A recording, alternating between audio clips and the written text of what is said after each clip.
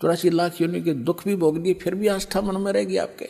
तो अब फिर चूक गए, फिर न जाने असंख्य जन्मों के बाद ये दाव लगेगा जो पिछली पीढ़ी का अब लगा है आपका। मनुष्य जीवन भक्ति में आस्था, और ये दास मिल गया सतगुरु रूप में, और भगवान की भक्ति सही मिल गया आपको। ये सारे नंबर असंख्यों जन्मों के बाद आपका दाव लग गया है, ये आम बात मत समझना। अब हम भगवान से मांगते हैं धन, और परमात्मा बने थे कति निर्धन, दुल्हा कपड़ा बन के अपना टाइम पास करते थे।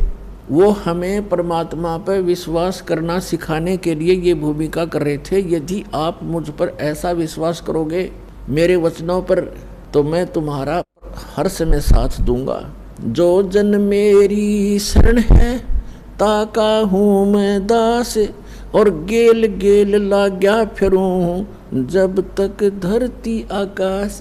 जो बच्चा गऊ की नजर में यूं साईं को संत, वो भक्तों के पीछे फिरे भगत वत्सल भगवंत।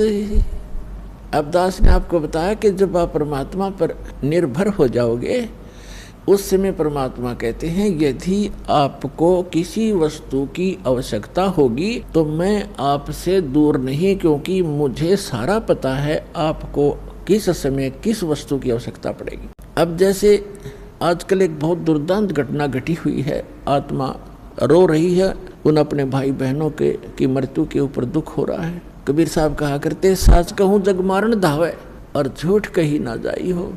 और साच को ये मानते नहीं, झूठों जगपति आई हो। इन झूठों पर विश्वास किए बैठे इन आचार्यों और शंकराचार्यों, संतों मंडलेश्वरों, नकली ऋषियों और मह ऋषियों और संतों और सदगुरुओं पर ये गलत ज्ञान दे रहे हैं, गलत साधना बता रहे हैं। तो यहाँ आने वाले व्यक्ति को हानि कति नहीं है, और कति ज्ञान सुनकर समर्पित हो आओगे तो आपकी कैंसर का बाप भी ठीक हो जा। भगवान किसे कहते हैं? वाह भाई वाह। हमने बंदी छोड़ सदगुरु रामपाल जी महाराज से अरदास लगाई, और जो डॉक्टर कैंसर है बताते थे, वही डॉक्टर के मुख से हमने ये सुना भगत जी कि ये चमत्कार कैसे हो गया। और आज संत रामपाल जी महाराज की दया से मेरा जो कैंसर है वो बिल्कुल ठीक हो गया है, और मुझे किसी भी दवा की जरूरत नहीं पड़ी, ना ही किसी ऑपरेशन की जरूरत पड़ी।